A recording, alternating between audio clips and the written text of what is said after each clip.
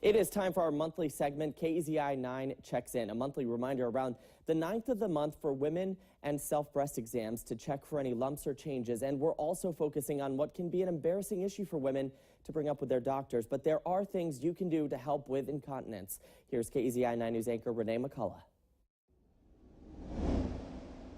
Well, joining me now is Dr. Melissa Edwards from Women's Care, and today we are going to talk about incontinence, and there are two main types. So can you describe what those are? Sure. The primary types are stress incontinence and urge incontinence.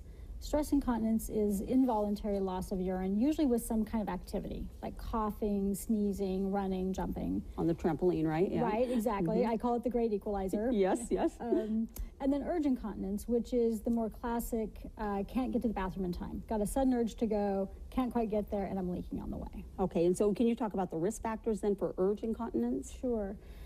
Urge incontinence is a bit of a mystery to us in terms of why it starts in the first place. But we do know that there are certain things that will aggravate it once a woman develops the condition. So carrying a little extra weight, smoking, ingesting certain irritants to the bladder, and nobody likes to hear this, but coffee. Oh, yeah. Yeah. Carbonation, artificial sweeteners, the diet sodas, for example, are a provoking agent for a lot of women. Certain medications might cause it. And even just being a woman of habit. I always go to the bathroom when I leave the house, come home from work. Those can be triggers then once our brain and our bladder start to conspire against us. So obviously cutting some of those things out would help. Are there other ways that you can manage it? Absolutely. So we think about how we can train our bladder to behave differently. So thinking about changing up our habits.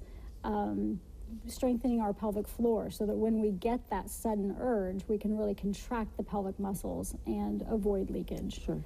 For those women who have tried everything, they've eliminated the coffee and the artificial sweeteners, and they've got their strong pelvic floor muscles, then we sometimes go to medication. Okay, and is there, what kinds of medication? I mean, is there stuff that really... There are a whole variety of medications. Older medications have been around for many, many years, and then newer ones that are perhaps better well tolerated. So if a woman's tried something in the past and says, I never want to try that again, she should know that there are newer medications on the market now that have fewer side effects and are very effective. Oh, that's great to hear, yes. Is there anything then that women can do to prevent it as we age? Absolutely. So again, thinking about keeping a normal body weight, avoiding smoking, avoiding those irritants. Cup of coffee a day, one thing. A pot of coffee a day, another thing. Thinking about avoiding habits, not being a woman who always goes to the bathroom at the same time in the same place. Can you talk about medications then to treat it? Sure. There are a number of medications on the market. They've been around for many, many years. There are older medications that are now generic, and there are newer medications that have fewer side effects and are better tolerated. So women shouldn't be afraid to try something, even if they've tried something in the past. All right. Thank you so much for joining us today. And if you'd like more information, you can go to womenscare.com.